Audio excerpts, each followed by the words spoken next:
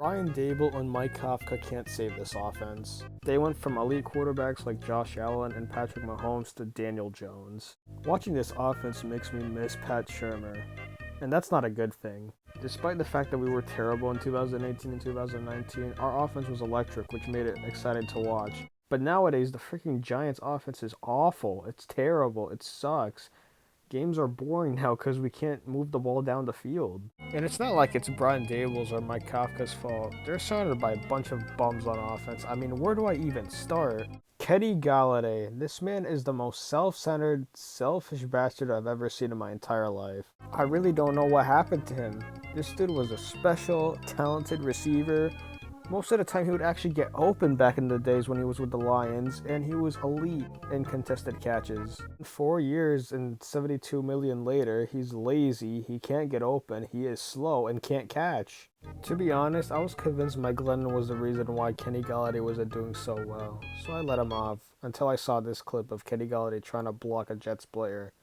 Kenny Galladay decided not to try during training camp knowing that his spot is secured. Or so he thought. Brian Dable was having none of it and decided to bench Kenny Galladay for vanilla Odell Beckham Jr. Get it, because it's David Sills, but he wears number 13 and he's white. I'ma shut up. At the end of the day, Kenny Galladay is being paid $18 million per year just to be a statue at wide receiver. So it really shocked me when in one interview he said he is entitled to a spot at wide receiver. What? A few days later, he proceeds to drop a pass that could potentially give us a first down and ultimately cost us the game. Not like we were going to win the game anyways, considering our offense was absolute trash. I mean, Cooper Rush outperformed Daniel Jones, there's no doubt about it. I'm pretty sure any quarterback, including Christian Hackenberg, can outperform Daniel Jones. Matter of fact, I think Chad Powers could outperform Daniel Jones. Think fast, run fast. Think fast, run fast. Mr. Statue at wide receiver is the reason why James Bradbury, Logan Ryan, Blake Martinez, and Jabril Peppers aren't on the team anymore. I was never a fan of the Kadarius Toney pick from day one, considering we had Darius Slayton, who I thought had serious potential to be a star player in the NFL. Kadarius Toney was rolled out after this juke move against the Rams. Literally no one touched him. Like, he's a talented player and all, but he's just never available. Have you ever seen an NFL player who appears on the injury list every week? 'Cause I sure haven't. Like, I know MetLife Stadium is bad, but it's not I'm gonna be on the injury report every week bad. You know it looks really bad when Richie James, our kick returner, is starting over Kadarius Toney. Not to mention he currently has the most receiving yards on the Giants. Had we not traded down to draft him, we could have had the second coming of Lawrence Taylor, Michael Parsons, and Rashawn Slater, although he is out for the season. He is better than what we saw from Evan Neal on Monday night. I'll talk about the offensive line later. Assuming we agreed with the decision to trade down, we passed up on Elijah Moore, Rashad Bateman, and Among Us St. Brown, who are all cooking. But, you know, a certain someone had the mental capacity of Jar Jar Binks. It took 5th round tight end Daniel Bellinger his first catch in the NFL to have more touchdowns with the Giants than Kadarius Toney and Kenny Galladay combined. That's pathetic. The sad thing is seeing how much of a bum Kenny Galladay is and how unavailable Kadarius Toney is makes me appreciate Darius Slayton more, despite the fact he was also a bum. You trade away your only star wide receiver since Victor Cruz, and this is what happens. Odell was so good that Eli Manning didn't need a second receiver. He had an offense with Larry Donnell, Ruben Randall, Dwayne Harris, Rashad Jennings, a terrible O-line, and he threw 35 touchdowns in 2015. Daniel Jones can't even get that in 3 years. And bear in mind, this is the guy that we drafted number 6 overall. If you draft a quarterback that can't even throw 35 touchdowns in 3 years, then I should be called up by the Browns number 1 overall.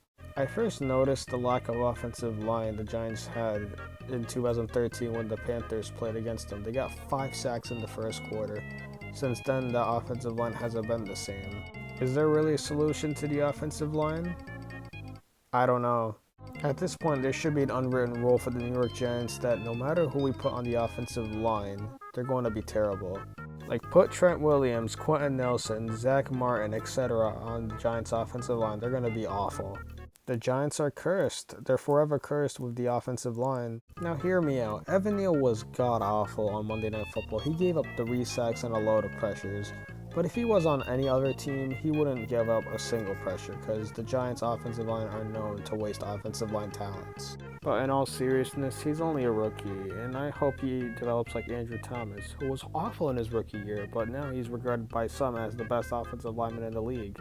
John Feliciano and Mark Lewinsky are getting run over. I don't know what happened to them. This meme perfectly describes Andrew Thomas versus the rest of the offensive line. Other than Andrew Thomas and Daniel Bellinger, Saquon Barkley is the only other offensive threat, and he's got some dog in him indeed. But that's the problem with him. He's not a bad player, nor is he like an arrogant player. It's just the fact that when we're in rebuild mode, you might have to get rid of him in free agency just for the sake of rebuilding the team. And I think Joe Shane and Brian Dable are doing well for what they were given. Some of these players weren't even their acquisitions, like Daniel Jones, Kenny Galladay, and Kadarius Toney. They aren't a big fan of those players because they weren't their acquisitions, so they denied Daniel Jones' fifth-year option. They're benching Kenny Galladay, and well, Kadarius Toney's injuries are speaking for itself. While rebuilding teams have high-powered offenses like the Dolphins, Eagles, Lions, the Giants are still stuck with one of the worst offenses after not having a good offense for 3 years. When you're a rebuilding team and you've been bad for many years, you take great joy in watching a high-powered offense. But me as a Giants fan, watching this team being bad and the offense being one of the worst makes me want to kill myself.